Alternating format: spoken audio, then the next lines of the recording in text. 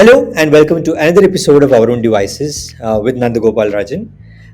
This time, we are going to talk about a topic that a lot of people in India are really bothered about, don't know a lot about, would like to know a lot about, right? And again, it's a sort of topic we don't even know whether it is kosher to have a conversation about it. Is it legal or illegal? And that's exactly the question we are going to ask Mr. Vivek Sood, who's a Supreme Court lawyer who focuses on this and many other topics. If we have time, we will maybe spread the conversation a little bit. But, sir, welcome to the show.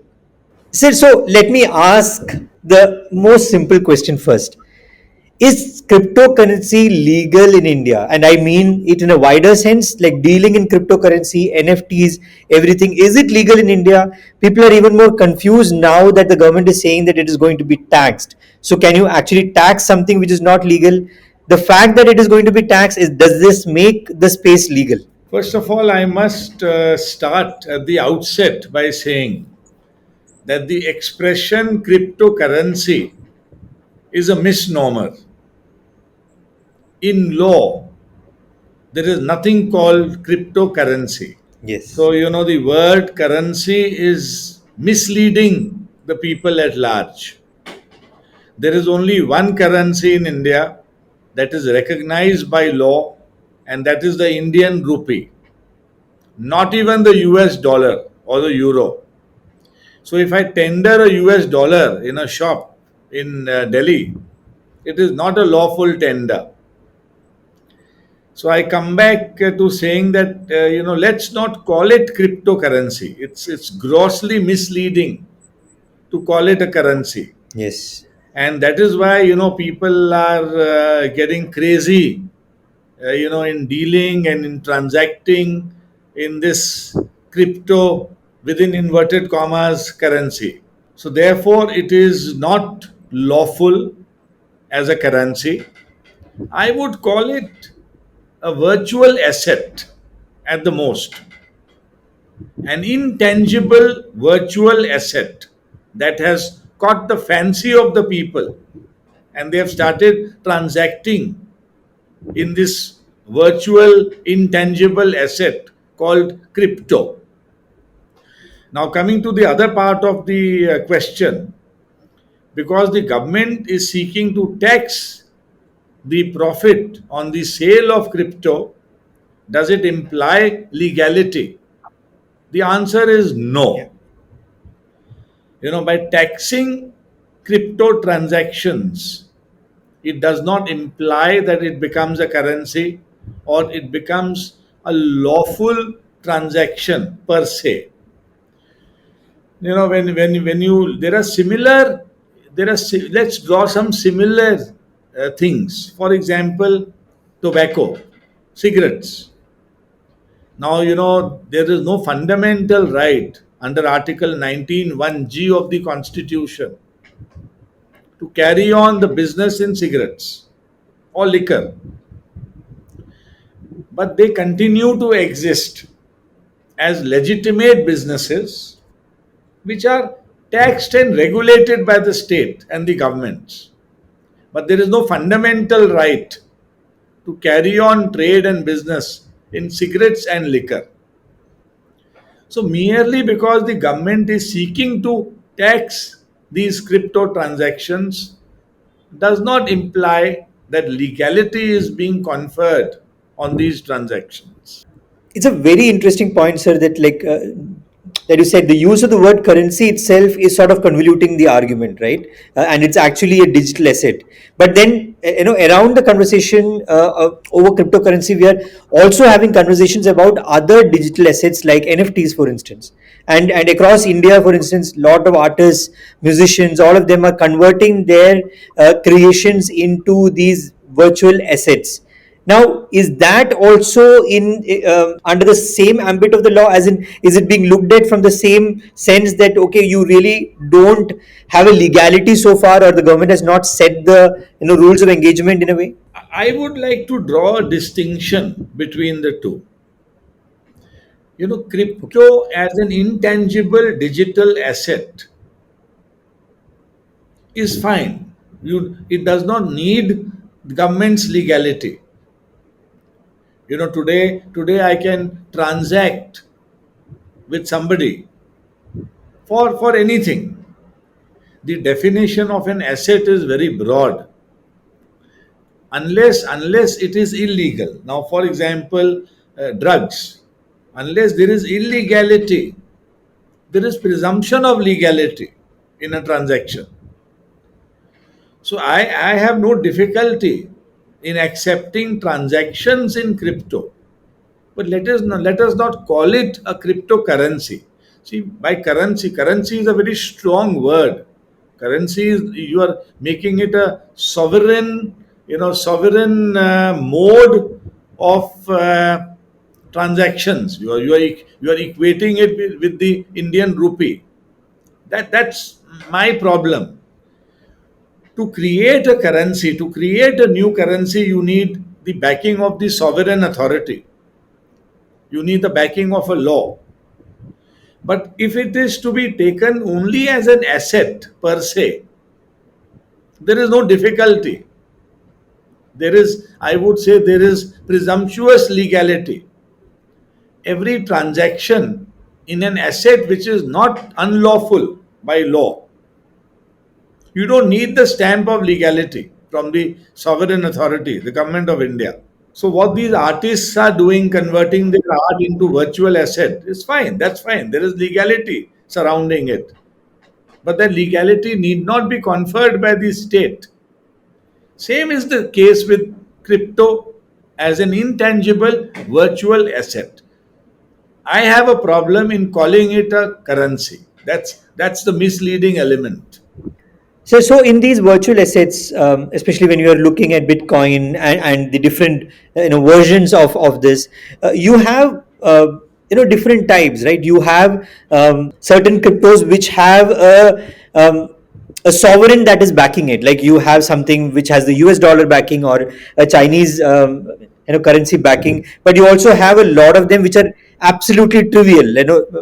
Things like meme coins where there is no you really don't have an asset value also, but they are showing billions of dollars in value in a way. So do you think at the point that the government starts looking at it in a little bit more deeper way, do you think there is going to be a segregation of how these digital assets are, which of them come with a certain amount of of sovereign authority, or a fiat value in a way, and those that don't have? So do you think the government is looking at all of this in one as one similar kind of a product, or are these different products which need to be treated differently?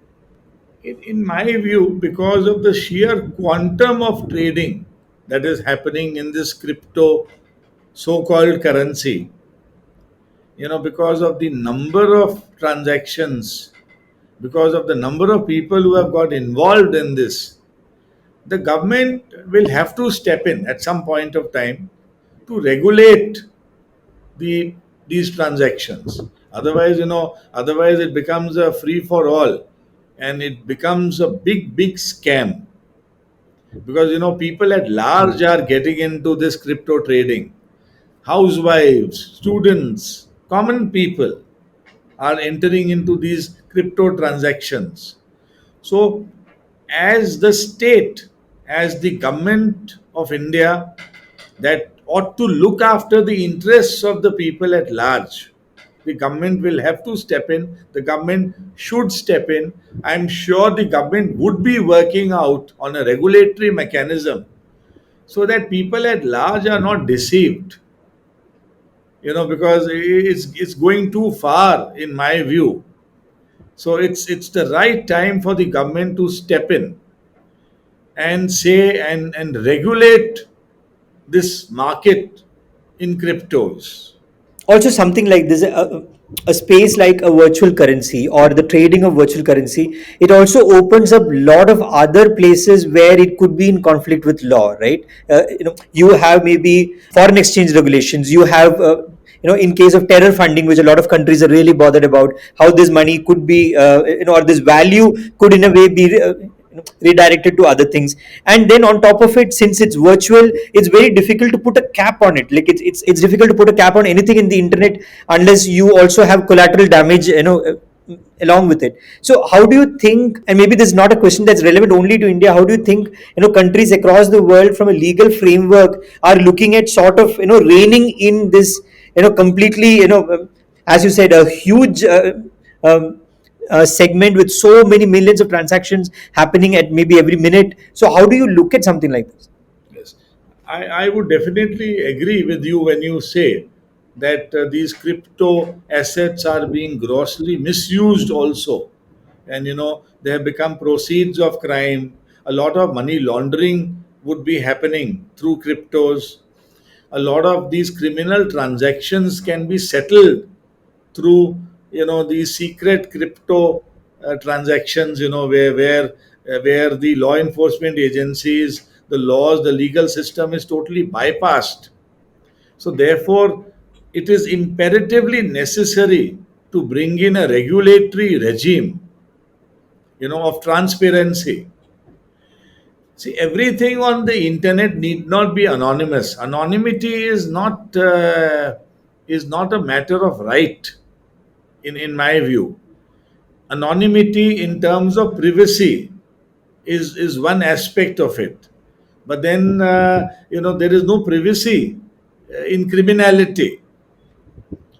So definitely, in my view, international conventions will have to come into existence. Countries will have to participate and arrive at some global treaties, where this crypto transactions, this its impact on money laundering, its impact on drug trafficking, its impact on terror funding, all of this will have to be looked at from a global perspective.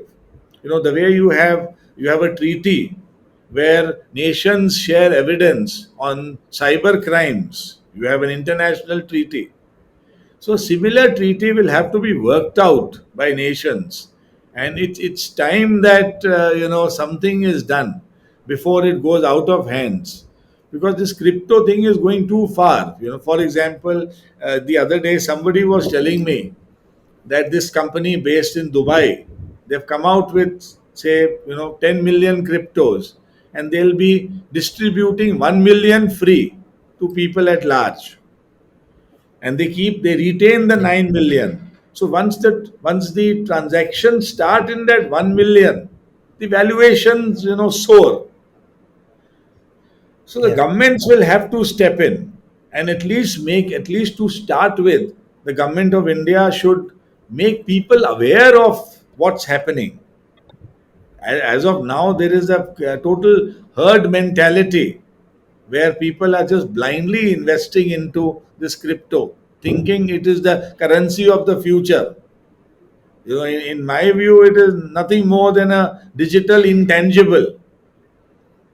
So a global convention will have to be worked out at the end of it all. I should not maybe using this phrase with a lawyer in the room, but to play the devil's advocate, is there a good case to actually legalize this? Because there could be a lot of positive effect of a legalization also, given that maybe it triggers the economy in a different direction, creates jobs, and also disincentivizes people from going to the gray area of this segment.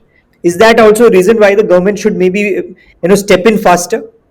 Yes, I think a case is made out for the government to step in expeditiously. And I'm sure the government would be working on this, because this government is a proactive government. And the finance minister, if the finance minister has made a statement that they are seeking to tax crypto transactions, I'm sure work would be happening as to how to regulate these crypto transactions. But there is an imperative necessity to bring in a legal framework, where there's a regulatory framework like that in the stock market. Hmm? But to call it a currency, that's far, far away. I don't see that happening ever. I can't, at least in the foreseeable future, I don't see it turning into a currency. Other than if some people start calling it a currency and they start dabbling in it, it doesn't mean anything to me in terms of the legal perspective. But definitely to regulate it and to to legalize it, or you may call it to regulate it, would be the best idea. At least you can separate the chaff and the grain. You can have credibility. You can have a regulator like the SEBI, or have a special regulator. But all that calls for collaboration between countries, between governments, between nations. So it is a far cry. It won't be easy to bring in the regulatory regime, but it's time to set up a regulatory mechanism. If I can sidestep a little bit, and go back to the NFT space, in that, like, in the legal space, are you seeing litigation happen around it? Because there has been some conversation about copyright laws being infringed, like, somebody else's creativity being converted into NFT by somebody else. So, has this started surfacing in the legal domain? And do you think this is going to open up a lot of litigation, maybe? Yes, of course. I see a lot of criminal and civil litigation in the foreseeable future. Already one sees some of these disputes coming to courts, people being arrested, and all of that. And insofar as the copyright aspect is concerned, the nature of copyright is such, the nature of trademark is such, that it is almost humanly impossible to regulate it in toto. Copyright violations have always happened, they are happening, and they will continue to happen because of the nature of this concept of copyright. And then you have the Yeah. difficulty in ascertaining jurisdictions. Today we live in a globalized world with geographical boundaries. So when it comes to applying the laws, we have geographical boundaries. Otherwise, we have a globalized world, a virtual one world. So it's impossible to really regulate these things in totality.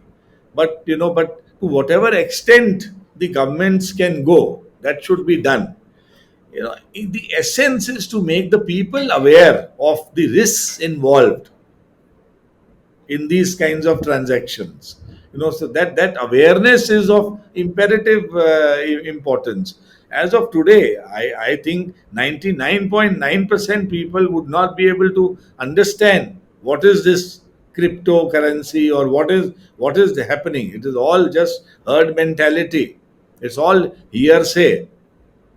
And so therefore definitely it needs to be regulated, although it will be impossible to regulate it in totality, in my view. So, our producer is asking a couple of very interesting questions, which I think I should have asked.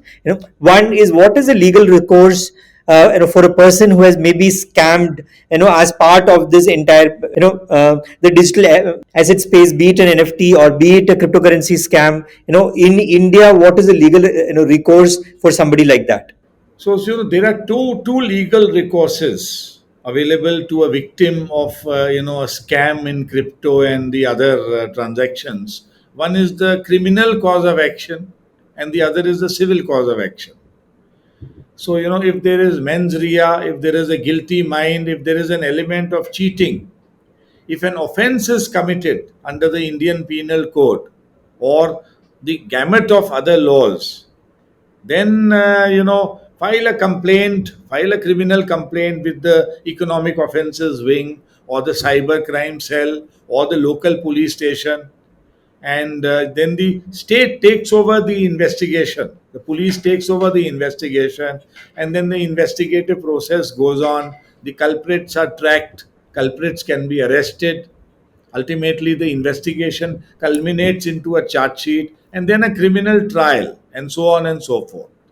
Insofar as the civil remedies are concerned, you can file suits for compensation, or if there is some element of consumer service provider relationship, approach the consumer courts, file a civil claim in the civil courts. So these are the primary remedies available to a victim of some misdemeanor or some illegality committed in the crypto domain. So, if you're a common Indian citizen who's looking to invest, or do something in this space, what are the red flags that you should be looking for? Which are the things that should, worry you, if you are dealing with someone? So my advice to any investor would be that, okay, this crypto market is hot. It is hot. People are making money, but please don't put all your eggs in one basket. Please be aware of what it is and what it is not.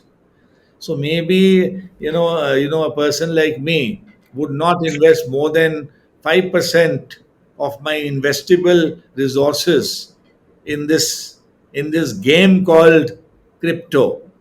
And I normally do stocks. So please get advice from your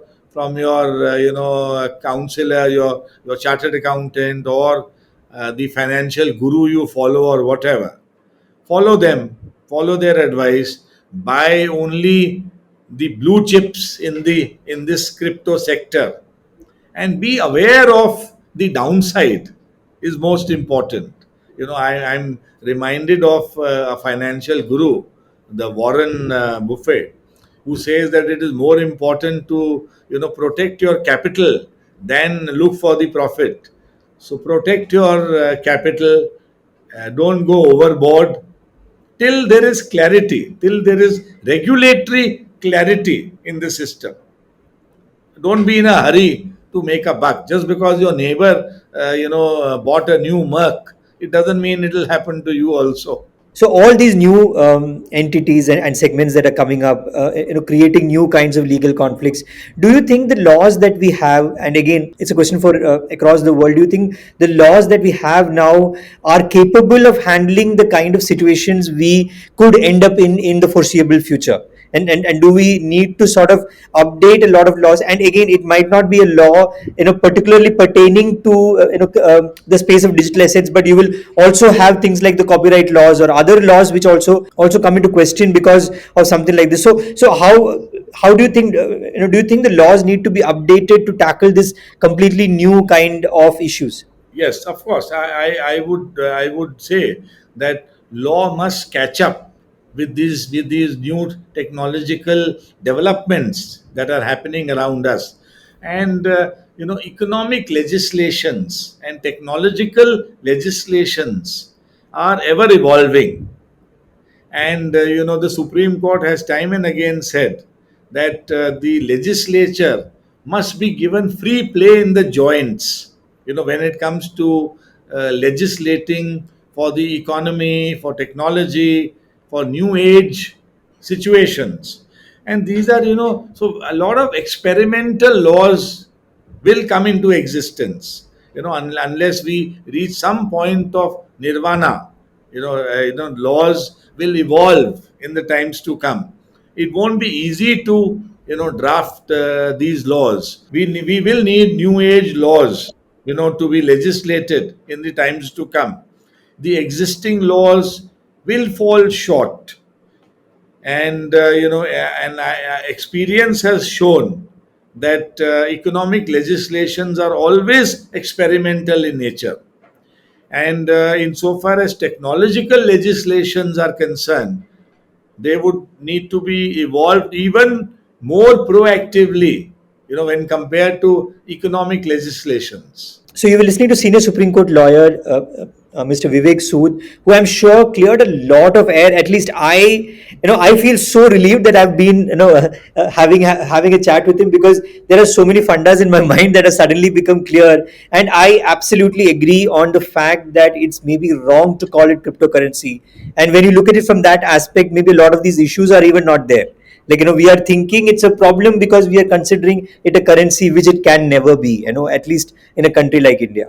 And I think for me that's the biggest takeaway of this conversation. Mr. Sood, thanks for being on the show. It was a pleasure having you here. Thank you. It was fantastic to be on the platform. Thank you, sir. Yeah. So you were listening to Our Own Devices. We'll be back again next week with another guest. Till then, we are available everywhere you listen to your podcast.